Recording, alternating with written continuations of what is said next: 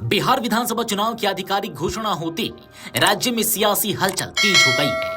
इसी बीच पूर्णिया के सांसद राजेश रंजन और पप्पू यादव एक बार फिर सुर्खियों में हैं। वैशाली जिले के सहदेई प्रखंड के गनियारी गांव में शुक्रवार को बाढ़ पीड़ितों से मुलाकात के दौरान उन्होंने आचार संहिता उल्लंघन का आरोप झेल लिया। गौरतलब है कि चुनाव आयोग ने पहले चरण के मतदान की तारीख 6 अक्टूबर तय की है। इसी चरण में वैशाली जिले की 8 विधानसभा सीटों पर भी वोटिंग होगी। शुक्रवार से नामांकन प्रक्रिया शुरू होनी है। ऐसे में आचार संहिता पहले से लागू है। इसी दौरान पप्पू यादव का बाढ़ राहत दौरा विवादों में आ गया। दरअसल पप्पू यादव शुक्रवार को गंगा नदी के कटाव से प्रभावित गांव गनियारी पहुंचे। उन्होंने बाढ़ पीड़ितों से मुलाकात की, उनकी समस्याएं सुनी और स्थानीय अधिकारियों से बात करने के लिए फोन भी लगाए। लेकिन विवाद तब खड़ा हुआ जब कैमरे में साफ दिखा कि पप्पू यादव खुद पीड़ित परिवारों को 2,000 से 3,000 रुपए नकद देते नजर आए। लिस्ट से नाम पुकारकर एक एक व्यक्ति को पैसा दिया जा रहा था। यह दृश्य वहां मौजूद स्थानीय मीडिया कर्मियों और ग्रामीणों के मोबाइल कैमरों में रिकॉर्ड हो गया। अब यह सवाल उठ रहा है कि जब राज्य में आचार संहिता लागू है तब खुलेआम रुपए बांटना क्या चुनावी लाभ लेने का प्रयास नहीं माना जाएगा। स्थानीय प्रशासन ने इस घटना को गंभीरता से लेते हुए पप्पू यादव के खिलाफ एफआईआर दर्ज की है।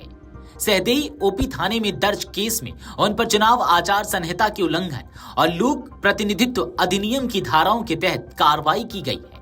हालांकि अभी तक ना तो पप्पू यादव की ओर से कोई औपचारिक प्रतिक्रिया आई है और ना ही चुनाव आयोग ने इस मामले पर कोई बयान दिया है। मौके पर पप्पू यादव ने कहा, यहाँ बड़े बड़े नेता हैं जो टिकट के चक्कर में व्यस्त हैं, लेकिन कटाव पीड़ितों से मिलने का किसी को वक्त नहीं है। उन्होंने चिराग पासवान और केंद्रीय मंत्री नित्यानंद राय पर निशाना साधते हुए कहा कि जनता की समस्या से इन नेताओं को कोई लेना देना नहीं है। पप्पू यादव ने यह भी बताया कि उन्होंने वैशाली की जिलाधिकारी यानी कि डीएम को फोन किया, लेकिन उन्होंने फोन नहीं उठाया। उनके इस बयान से प्रशासनिक तंत्र पर सवाल खड़े हो गए हैं। गांव के कई लोगों ने कहा कि सांसद ने मौके पर पहुंचकर उनकी बात सुनी और मदद भी की। गंगा कटाव से कई घर बह गए हैं, लोग स्कूल और अस्थायी शिविरों में रह रहे हैं। ग्रामीणों ने बताया कि प्रशासन अब तक कोई ठोस राहत नहीं पहुंचाया है।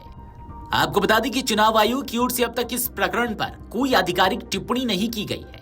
वैशाली जिला वैसे भी इस बार सियासत के केंद्र में है। यहाँ एनडीए और महागठबंधन दोनों के कई दिग्गज उम्मीदवार मैदान में उतरने वाले हैं।